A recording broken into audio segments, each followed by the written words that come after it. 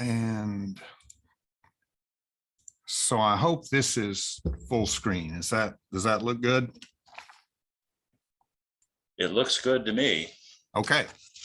I've got a bunch of slides. I'm going to try not to dwell on any one of them because if I do, I'll get behind. I was asked to present the well-observed occultations over the last basically 12 months. So I go back to, I start in a year ago, August of 2021.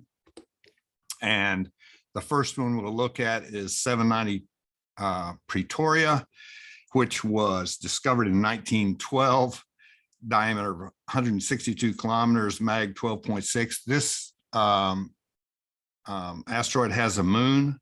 There are 14 occultations in the occult database. This particular event was the 12th in the database. It occults a mag 10.3 star. Maximum duration was about 17 seconds with a mag drop of 2.4. We had a good distribution of observers. You know, it's not every day that we have coast to coast people able to participate because of the vagaries of the weather, but we did have good distribution of chords on this one. We have no shape model, but an elliptical profile fits fairly well. So that was the first one I wanted to go through. The next one is in September 15th of last year, Camellia. You can see the shadow path. This was the first occultation to be recorded in the occult database of this object. 74-kilometer diameter with a mag of 14.5. Max duration was 15 seconds, mag drop about 7.3, and the star it occulted was a nice bright visual mag of 7.2. We had, again, a wide distribution of observers with Messner, Steve Messner deploying 2 sites up near his home, Vadim Nikitin in Colorado, just on the edge, recorded a miss. And then we had the gang down in Arizona with the Dunhams and Bob Jones, or the Dunhams recording 3 chords, Bob Jones and Steve Messner, as I said earlier, 2 chords each, and then a total of 10. Again, this could be an odd-shaped asteroid, or this could be just some inconsistencies in the timings, but it roughly fits this elliptical profile. The next one on last November, Armenia. Look at my notes.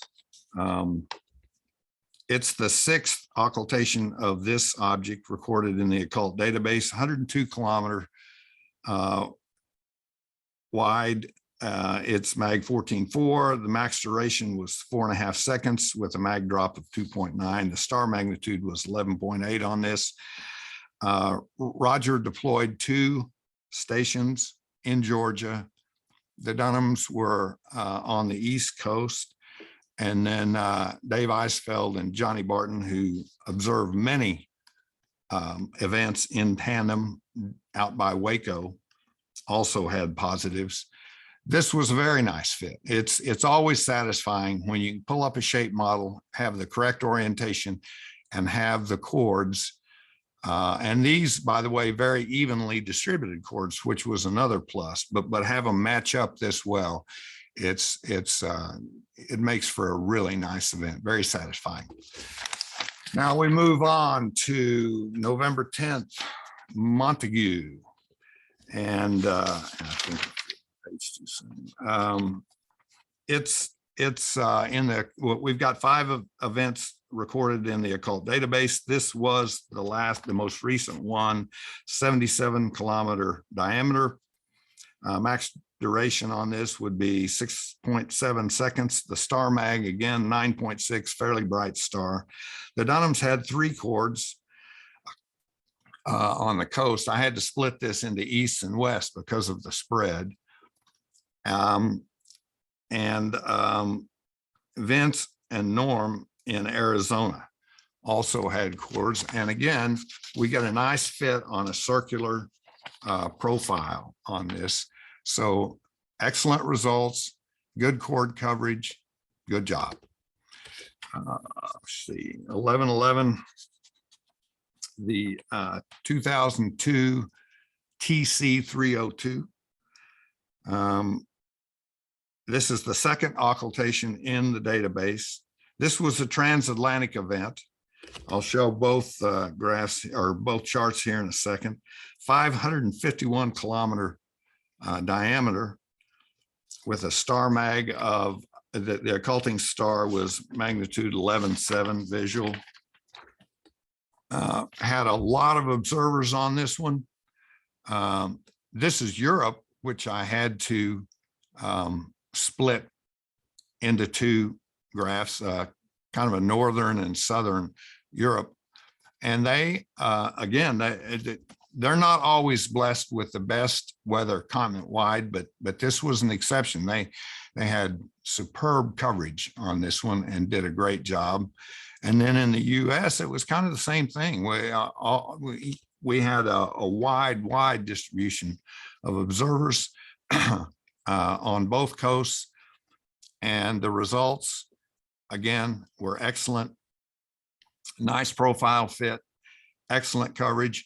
This one was not going to sneak by us. We had really good edge-to-edge coverage with plenty of padding on both sides. So that's tremendous. We go to 12.5 Polixo. I hope I say that right, and I apologize in advance for all the mispronouncements that I'm about to make. I didn't study Greek, I didn't study Roman, and I didn't study Arabic, so I tend to mispronounce a lot of these.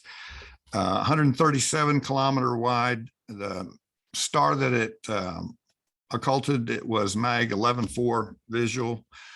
The Dunhams had 3 chords.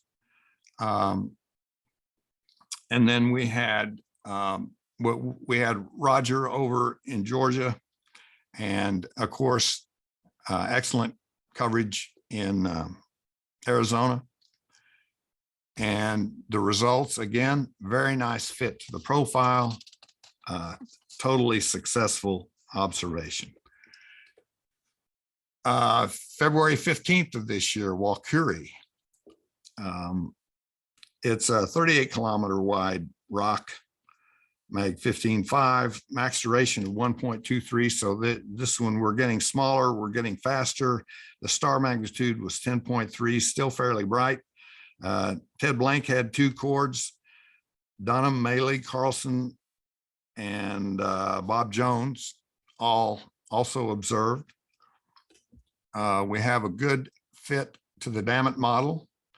And so just good results. So have some good constraining misses as well as a nice fit. March 2nd, Calliope. It's a main belt asteroid. We have 18 recorded occultations in the database, and this is the most recent one. 168 kilometers wide, max duration of 25.5 seconds. Star magnitude was 10.0. We had Phil Stewart down on the Gulf, and Dave and Johnny up by Waco, and then out west, of course. We had this one observer in New Mexico, and I'd like to see some more. If we could recruit some New Mexico observers, that'd be great. They have some excellent conditions there, and unless somebody travels, we don't pick up a lot of chords from New Mexico. So that's just an aside. We have the usual suspects in Arizona, and then Bob Jones and Chuck McPartland out in California. Again, excellent fit to the shape model, and with just a near perfect constraining miss by Dave Eisfeld, and a really nice event. We have several that if you look closely, we have some chords that are on top of each other and they confirm each other almost perfectly in every instance. So very, very nice event. Thetis, I think is how I pronounce this, 7 occultations in the database. And this is the most current main belt asteroid, 85 kilometer width with, this is a 2.5 second max event. And the star magnitude was 13.1 on this. So a little more challenging. We have the folks in Arizona and then the 3 observers up in the Santa Cruz area, Richard Nothinius, Kirk Bender, and then Richard and Van Anden were teamed up. Again, this one was a bit more challenging. We've got, as you see, much larger error bars. The fit isn't quite as snug as some that we see, but that's to be expected with these conditions, but still a very nice event. This pair was just last June. And I tried to get, this was a SWIRI campaign. I didn't get their prediction file, so I tried to scrape together what I could get. The one on the right is the lucky star, and the one on the left is out of JPL, and for the 2 bodies. This is a NASA depiction. These are almost identically sized, so the center of rotation is very close to exactly between them. And I thought this was a cool little graphic, even to the point where you can see they've got the light source off to the left, and you can see it casting a shadow on whichever object is on the right as it goes by. There's 4 occultations in the database, in the occult database of this. These 2 bodies are the final target for the Lucy mission flyby. And so I think they have 7 targets on the Lucy mission, and this will be the last one. After it goes out once, comes back to Earth, goes back out again. And March 2nd of 2033 is the scheduled flyby of the Lucy mission of this asteroid combination, this binary. And you can see, I've only got on this chart, I've only got the one that this is the Patroclus prediction on the right. I didn't have one for the Menoetius. So anyway, these are the results. Again, excellent results. Norm Carlson got in his car and drove over to, I'm trying to remember now, hang on, I think it was New Mexico. Yeah, he was in New Mexico to pick up this one chord on Patroclus, and then everybody else got the other body, Menoetius. And again, excellent job, good coordination. I like to see it when people get together and spread out and fire for maximum effect, as we used to say in artillery. On 9/9, Antioch, we're coming down to the last one. This one was actually Monday morning, and I just threw it in because I got to participate in this. And we had some challenges. The forecast here in Tulsa was terrible. We only got 3 chords on it. Skip Whitehurst stayed in Tulsa, and at midnight ran out, even though the forecast was still for complete overcast by 2 a.m. event time.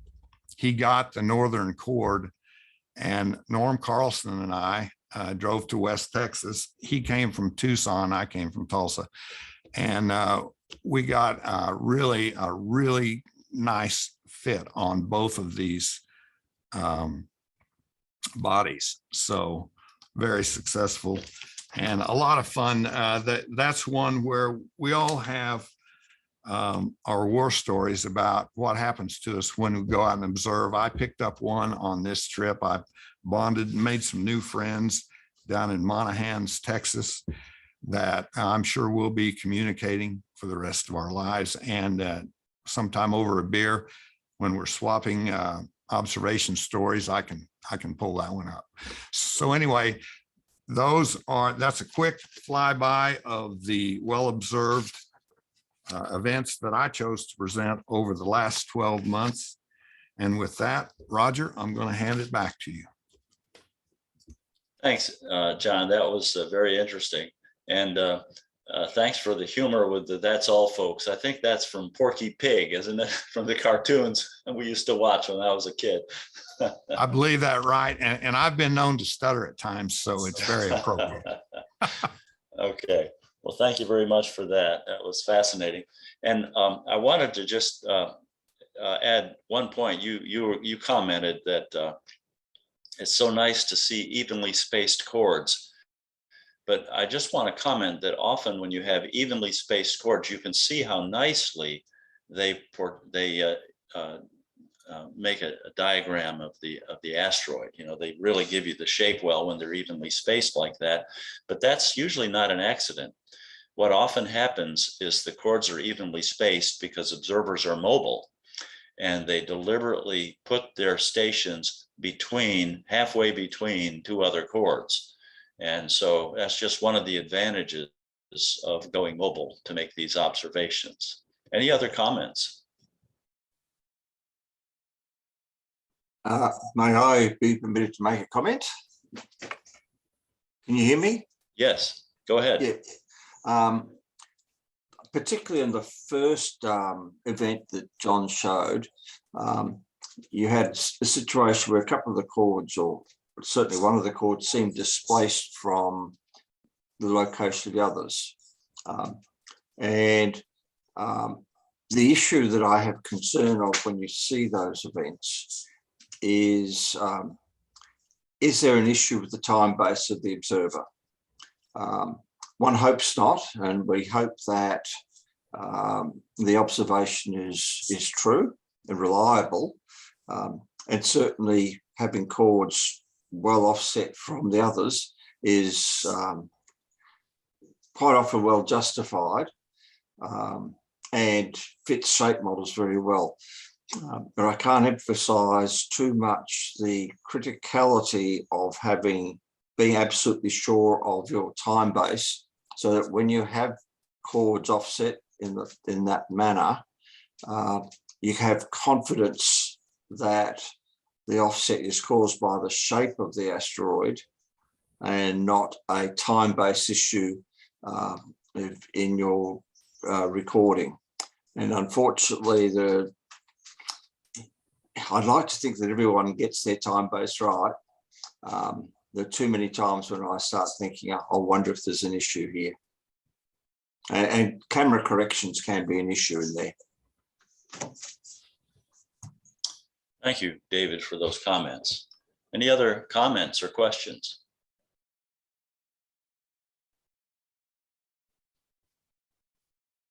Okay. Our next scheduled talk is Tony David George. is trying to unmute.